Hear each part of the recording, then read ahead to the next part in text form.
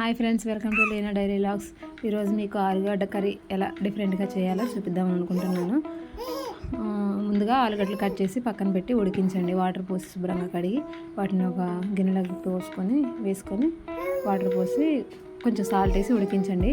ఒక side stove on చేసి pan పెట్టి అందులో 2 స్పూన్ల వరకు ఆయిల్ వేసి ఒక గుప్పెడు పల్లీలు తీసుకొని వేయించండి. అవి కొంచెం వేగిన తర్వాత ఆనియన్స్ వేసి వేయించండి. కొంచెం మగ్గిన తర్వాత 3 ఎండుమిరపకాయలు ఉంటాయి కదా, అవి వేయండి. వేసి ఒకసారి కలపండి. ఈ విధంగా ఒకసారి కలపండి. కడిపి ఒక 2 నిమిషాలు వేగించండి. వేగించిన తర్వాత కొంచెం ఇలా వేగిపోతుందండి. కొంచెం ఒక చిటికెడు పసుపు అందులోకి వేసి ఒకసారి కలపండి. మంచిగా కలిసేలా కలపండి. కలిపి ఆయిల్లో కొంచెం ఫ్రై అవ్వనివ్వండి. ఇవి ఫ్రై అవుతేనే బాగుంటాయండి. కొంచెం ఫ్రై అవ్వాలండి. ఫ్రై అయితేనే టేస్ట్ అనేది బాగుంటుంది. ఈ విధంగా ఫ్రై అయిన తర్వాత మనం ఆలుగడ్డలు ఉడికిస్తున్నాం కాబట్టి ముందుగా టమాటాలు వేసుకోవాలండి. 2 టమాటాలు తీసుకొని కట్ చేసుకొని పక్కన పెట్టాను నేనైతే. ఎందుకంటే ఆలుగడ్డలు వేస్తే ముందు టమాటాలు అనేవి ఉడకమన్నమాట, కాబట్టి ముందుగా టమాటాలు వేయించుకోండి. టమాటాలు అందులో వేసేయండి. మొత్తం కట్ చేసింది 2 టమాటాలు అయితే తీసుకోండి, సరిపోతుంది. ఇలా తీసుకొని వేసి అందులోకి ఒకసారి కలపండి. దాన్ని మొత్తం కలిసేలా కలపండి. ఆయిల్లో మొత్తం కలవాలండి, అప్పుడే మంచిగా ఫ్రై అవుతుంది. ఇలా కలపండి. ఇలా ఒకసారి కలపండి. కలిపి ఒక 2 నిమిషాల వరకు ఫ్రై అవ్వనివ్వండి. ఈ విధంగా ఫ్రై అవుతుందండి. ఒకసారి కలుపుకోండి. మళ్ళీ మెత్తగా ఫ్రై అవ్వనివ్వాలండి.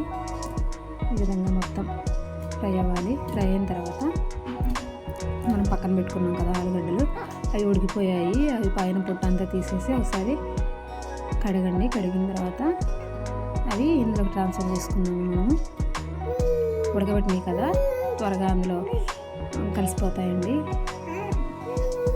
ఇలా ఒకసారి మొత్తం అందులో వేసుకుని ఒకసారి కలపండి. కలిసేలా ఒకసారి కలిసే విధంగా మొత్తం ఒకసారి కలపండి. మా బాబు కేకలు వేస్తున్నాడండి, వినిపిస్తుంది కదా. వాడి వాయిస్ చిన్నగా వస్తుందండి. ఆడపిల్లల వాయిస్ అది పెద్దగా ఉంటుంది, కానీ బాబు వాయిస్ మాత్రం చిన్నగా వస్తుంది. ఈ విధంగా ఒకసారి కలిసేలా కలపండి. కలిపిన తర్వాత అందులోకి 2 స్పూన్ల వరకు కారం వేయండి. 2 స్పూన్లు వేసుకోండి, సరిపోతుంది. ఒక 2 స్పూన్ల వరకు ఉప్పు వేయండి. వేసి మొత్తం ఒకసారి కలపండి. మొత్తం కలిసేలా కలపండి. ఇది మీరు కావాలంటే ఆలుగడ్డలు స్మాష్ చేసుకున్నా పర్లేదు, స్మాష్ చేసుకోపోయినా అలా ఉంటుంది. పిల్లలు తింటారు కదా, కొంతమందికి స్మాష్ చేస్తే ఇష్టం, లేదంటే కొంతమందికి కొంచెం ముక్కలుగా ఉంటే అవి తింటారనమాట మంచిగా ఇష్టంగా. ఈ విధంగా ఒకసారి ట్రై చేయండి. నాకైతే కరివేపాకు కొత్తిమీర అయితే ఇంట్లో లేదండి, అందుకే దాన్ని స్కిప్ చేశాను. మీకు ఉంటే వేసుకోవచ్చు, లేదంటే స్కిప్ చేయొచ్చు. ఇలా ఒకసారి ట్రై చేసి చూడండి, చాలా టేస్టీగా ఉంటుందండి. వీటితో పాటు చిప్స్ ఉంటాయి కదా, ఆ చిప్స్ వేయించుకొని తినొచ్చు. ఇలా ఒకసారి కలిపిన తర్వాత 2 వెల్లుల్లి తీసుకొని కచ్చాపచ్చాగా దంచి అందులో వేయండి.